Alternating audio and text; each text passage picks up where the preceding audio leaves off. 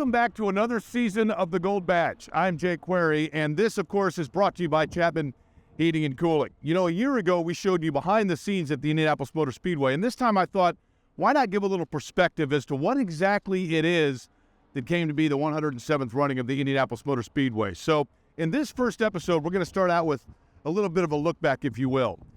It's the fall of 1908. Now, you might notice right here, there's a clear path, presumably, to downtown Indianapolis. We're actually here just on the near west side of Indianapolis, and this was an old railroad line.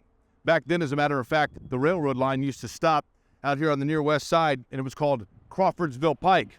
That was the train station that was amidst nothing but farmland all around me, but we'll get to that. So in the fall of 1908, there are two gentlemen, one by the name of Carl Fisher, and the other, Lem Trotter. Now, Trotter was Fisher's right-hand businessman, if you will. Did some real estate ventures with him and also helped him out with different ideas. They were coming back from presumably Dayton, Ohio, from the Dayton Stoddard, or Stoddard Dayton as it was known, car manufacturer. Carl Fisher had been a bicycle salesman, and then once the automobile came about, he realized maybe there's more money in the automobile. So he became a distributor, as it was known, for Stoddard Dayton in the early 1900s.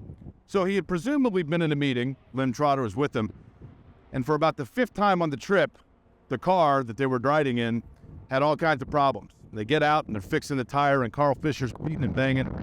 He says, you know, I don't know if this automobile thing will take off unless all of a sudden we can find a testing ground where we can maybe have some people come out and race automobiles and really grow the actual industry. Lem Trotter said, Carl, you've been talking about this forever. At one point, he went down to French Lick, Indiana, talked about building a racetrack there. It was too hilly.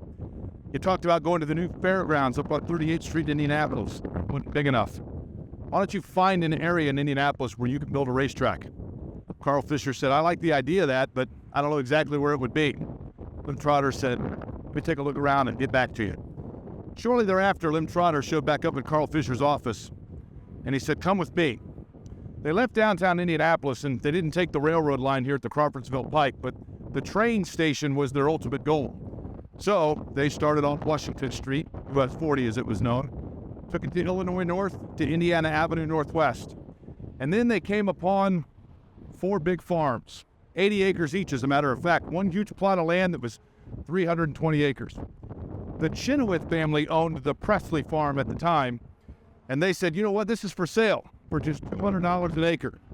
Now, at the bottom southwest corner of the area was owned by a guy named Levi Munter. He was a little bit sharper, and he said, you know what, if they're selling that for $200 an acre, I want $300 an acre for mine. So Lem Trotter brought Carl Fisher out, and they stood right here in this location. They looked out over 320 acres and said, I think this is it. This is the land. And for $72,000 total, they bought that land. And by the winter of 1908, they started clearing it out. Now, they didn't tell anybody what they had in mind, but the answer was clear by 1909, when the old Crawfordsville Pike, going out towards the northwest in Indiana, was bringing in bricks. 3.2 million of them, as a matter of fact. And eventually, by 1911, the Indianapolis 500, paced, by the way, by a Stoddard Dayton, was underway. And this May, for the 107th time, the race will get underway right here at what is now 16th and Georgetown in the old Crawfordsville Pike. Now, one other thing, there was a big rock that used to sit exactly where I'm standing right now. That rock, legend has it, is where Carl Fisher stood and observed the area that he was about to buy.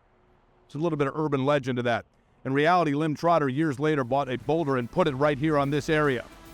Rumor has it when the hotel, just to the left of me here, gets finished, they're going to put that big boulder back. It's still here loose in Speedway. I'll leave it up to you to try to find it. And eventually, it'll return right here to where it was when Lem Trotter wanted everybody to know where history was born.